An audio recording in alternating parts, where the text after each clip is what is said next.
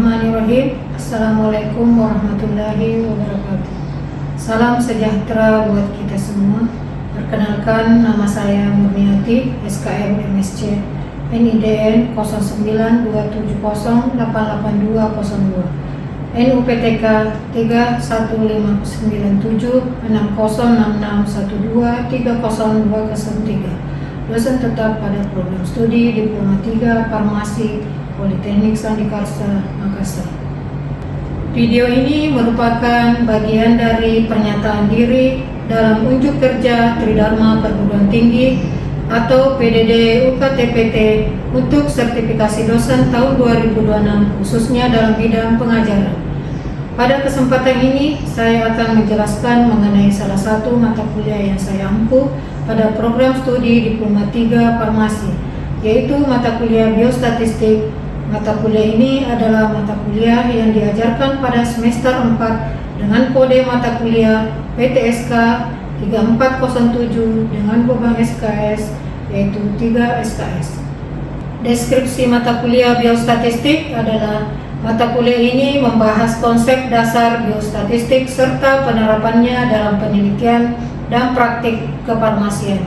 Mahasiswa akan mempelajari pengumpulan data, penyajian data, analisis, dan interpretasi data yang relevan dengan bidang farmasi. Adapun capaian pembelajaran pada mata kuliah biostatistik ini adalah yang pertama, menguasai prinsip dasar biostatistik dan metode kuantitatif lainnya untuk mendukung pengolahan dan interpretasi data di bidang farmasi. Yang kedua, mampu menerapkan pemikiran logis, kritis, sistematis, dan inovatif dalam menyelesaikan permasalahan di bidang kefarmasian berbasis data. Yang ketiga, mampu melakukan analisis data, hasil pengujian atau penelitian sederhana di bidang farmasi menggunakan metode statistik yang sesuai. Yang keempat, mampu menginterpretasikan hasil analisis data untuk mendukung pengambilan keputusan di bidang farmasi. Dari CPL, maka ditetapkan capaian pembelajaran mata kuliah atau biasa disebut CPMK. CPMK pada mata kuliah biostatistik adalah yang pertama, menjelaskan konsep dasar statistik dan peran biostatistik dalam bidang farmasi. Yang kedua, mengidentifikasi jenis data dan metode statistik yang sesuai untuk analisis di bidang farmasi. Yang ketiga, menerapkan teknik statistik deskriptif dan inferensial dalam pengolahan data farmasi. Yang keempat, menginterpretasikan hasil analisis statistik dan menarik kesimpulan yang tepat dalam konteks farmasi. Yang kelima, menyusun laporan hasil analisis data statistik secara sistematis, logis, dan komunikatif. Selanjutnya, ada beberapa sub CPMK lagi yang disajikan, diantaranya yang pertama, menjelaskan definisi statistik dan biostatistik. Yang kedua, menjelaskan peran dan manfaat statistik dalam praktik kefarmasian. Yang ketiga, mengidentifikasi ruang lingkup penerapan biostatistik dalam bidang farmasi. Yang keempat, mengklasifikasikan jenis data berupa data nominal, ordinal, interval, dan rasio. Yang kelima, memilih teknik statistik yang sesuai berdasarkan jenis data dan tujuan analisis. Yang keenam, menentukan distribusi data berupa data normal dan tidak normal dengan metode visual dan statistik. Untuk proses pembelajaran pada mata kuliah biostatistik ini dilakukan dengan memadukan pembelajaran secara teori maupun dalam bentuk lain berupa diskusi, presentasi, atau praktik selama 16 kali pertemuan yang terdiri dari 14 kali materi dan 2 kali pertemuan yaitu UTS dan UAS. Pembelajaran secara teori dilakukan di dalam kelas dengan metode tatap muka, model ceramah, dan diskusi. Kemudian pembelajaran dalam bentuk lain dilakukan berupa tugas atau praktik analisis statistik dengan menggunakan komputer. Materi diajarkan dengan student center learning dengan 3 komponen utama dalam proses penyajian mata kuliah, yakni delivery, interaction, dan assessment atau DIA. Yang pertama, delivery, di mana saya menyiapkan RPS dan juga materi pembelajaran yang dapat diakses oleh mahasiswa melalui LMS Politeknik Sandikarsa. Yang kedua, interaction atau interaksi. Hal ini kami lakukan dengan komunikasi dua arah antara dosen dan mahasiswa dalam pengajaran. Ketiga, yaitu asesmen atau evaluasi dilakukan melalui penilaian formatif seperti keaktifan, sikap, dan keterampilan mahasiswa selama proses belajar. Adapun penilaian sumatif yaitu melalui UTS dan UAS dengan bobot penilaian berdasarkan acuan akademik Politeknik Sandikarsa, yaitu ujian tengah semester 30%, untuk ujian akhir semester sebanyak 30%, dan tugas 40%. Dengan demikian, proses pembelajaran ini mahasiswa dapat mengidentifikasi jenis data dan metode statistik yang sesuai untuk analisis di bidang farmasi, menetapkan teknik statistik deskriptif dan inferensial dalam pengolahan data farmasi, menginterpretasikan hasil analisis statistik dan menarik kesimpulan yang tepat dalam konteks farmasi, serta menyusun laporan hasil analisis data statistik secara sistematis, logis, dan komunikatif sehingga dapat menjadi calon tenaga teknis kefarmasian yang kompeten dan profesional.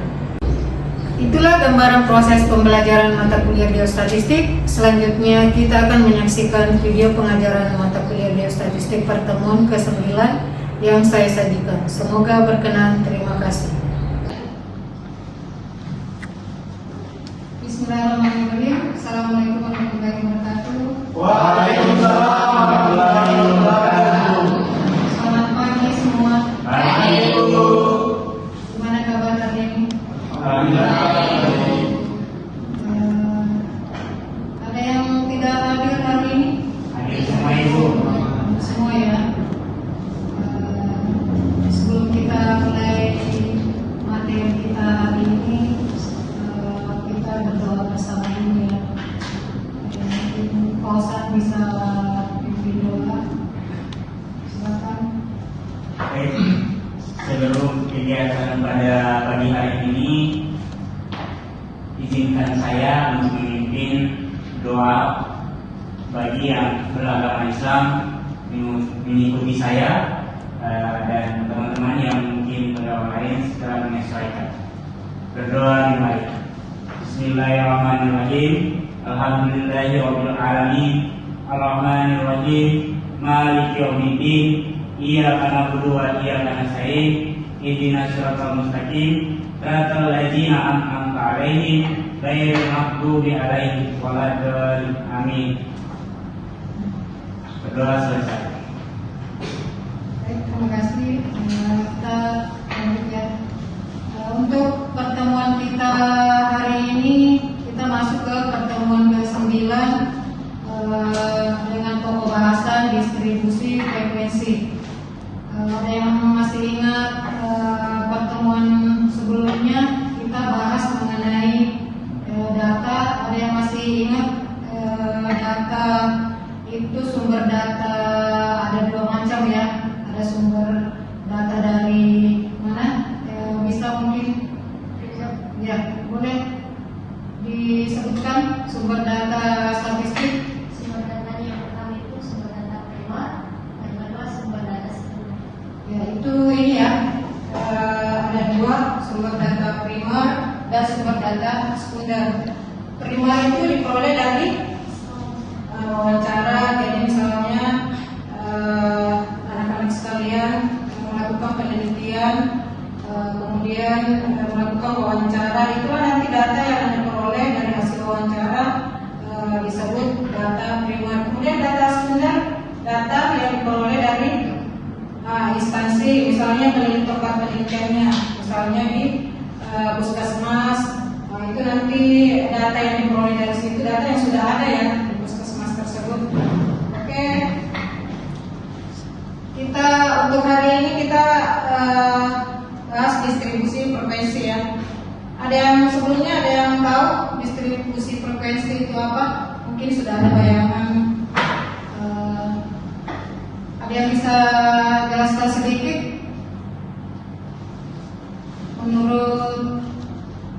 anak-anak sekalian yang bisa menjelaskan, boleh rekan-rekan. Boleh ya, rekan-rekan. Silakan. Distribusi frekuensi adalah sebuah daftar, tabel atau diagram yang digunakan untuk menunjukkan frekuensi berbagai kejadian dalam suatu sampel. Oke, baik. Terima kasih. Bagus sekali ya.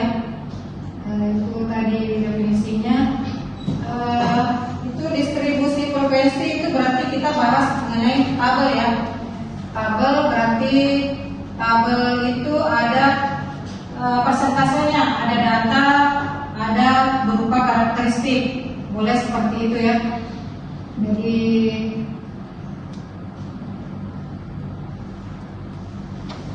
distribusi frekuensi. Oh ya, untuk data sudah ini semua ya. Kemarin yang materi yang saya berikan sudah dibaca semua, sudah ya. Oke, itu ada data itu ada berupa data kualitatif, data kuantitatif. Itu data kuantitatif itu ada berapa macam ya. Nanti bisa ini. Data kualitatif itu misalnya karakteristik ya, berupa jenis kelamin, apalagi pekerjaan, jenis pekerjaan, oke, pendidikan, umur masuk ya. Kemudian data kuantitatif, misalnya itu data kuantitatif itu data diskret atau dan data kontinu. Data diskret itu bisa berupa jumlah mobil, jumlah mahasiswa, jumlah saudara, jumlah pegawai, ya begitu. Kemudian untuk data kontinu berupa yang bisa diukur misalnya berat badan, luas, tinggi badan, itu ya. Oke, kita lanjut. Kita lanjut untuk distribusi frekuensi. Saya sebutkan ini ya, misalnya distribusi frekuensi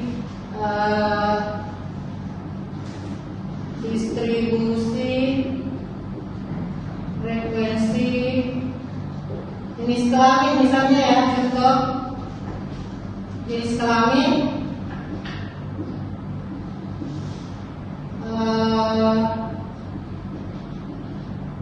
misalnya laki-laki ada 40%, 40 jumlahnya 40, kemudian perempuan ada 60, ini totalnya berapa? Persentase. Kemudian di sini jumlah, kemudian di sini total ya. Ini jumlahnya 100 ya. Nah, ini 40 ini berapa persen? 1%. Ini 40 dibagi 100, kemudian dikali 100. Ini jumlahnya berapa? 100. Untuk memperoleh persentase ini 40 ini.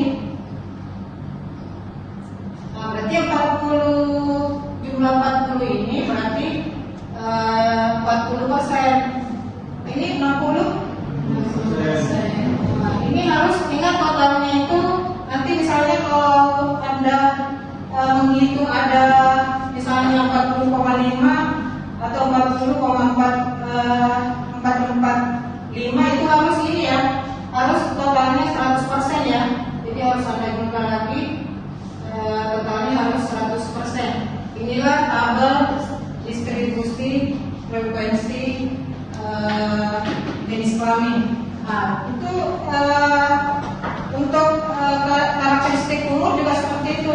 Nanti Anda bisa klasifikasikan, misalnya umur Anda mau meneliti tentang hipertensi. Nanti kan hipertensi itu mulai batas umur boleh Anda ambil misalnya 30 sampai 40, kemudian 40 sampai 50, kemudian 50 sampai 60. Bisa Anda buat dalam 3 kategori umur. Kenapa dibuatkan kategori umur? Itu untuk mengklasifikasikan, misalnya untuk 30 umur 30 sampai 40 itu ada berapa responden. Nanti Anda hitung lagi berapa persentasenya, kemudian jumlahkan. Begitu pula nanti jenis pekerjaan, kemudian jenis, misalnya jenis pendidikan, tingkat pendidikan, itu ya. Kemudian dalam tabel distribusi frekuensi tersebut kemudian bisa disajikan dalam bentuk grafik. Grafik itu ada grafik batang, lingkaran, garis, dan peta. Jadi untuk cara penyajian data itu ada ini ya, ada bisa dalam bentuk tabel seperti ini, kemudian bisa dalam bentuk grafik. Jadi tabel dan grafik itu digunakan dalam penyajian data. Ini gunanya yang pertama, ini manfaat tabel dan grafik. Yang pertama, meringkas atau merekapitulasi data, baik data kualitatif maupun data kuantitatif. Yang kedua, membuat tabulasi sila dan diagram sebaran data. Yang ketiga, dapat digunakan untuk eksplorasi data. Jadi data yang diperoleh kemudian diekspor dalam bentuk laporan, gitu ya. Jadi manfaat tabel itu bisa dibuatkan, bisa nanti dijadikan sebagai laporan. Manfaat tabel dan grafik, jadi mengeksplorasi data. Kemudian ini tadi penyajian data itu ada tabel dan grafik. Kemudian grafik itu sendiri fungsinya tahu ya, grafik itu grafik ada grafik batang, ada biasa lihat ya, ada grafik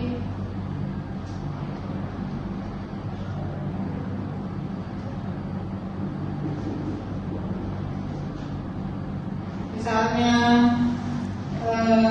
mau melihat, nah ini contohnya, ini diagram batang ya.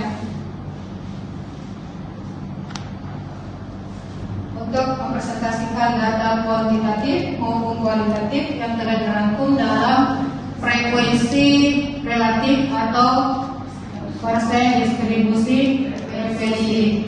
Nah, jadi untuk membuat grafik batang tersebut nanti dari dibuatkan dulu tabel distribusi frekuensinya, kemudian nanti dibuatkan grafiknya. Nanti bisa menggunakan masing-masing punya komputer ya, punya laptop ya.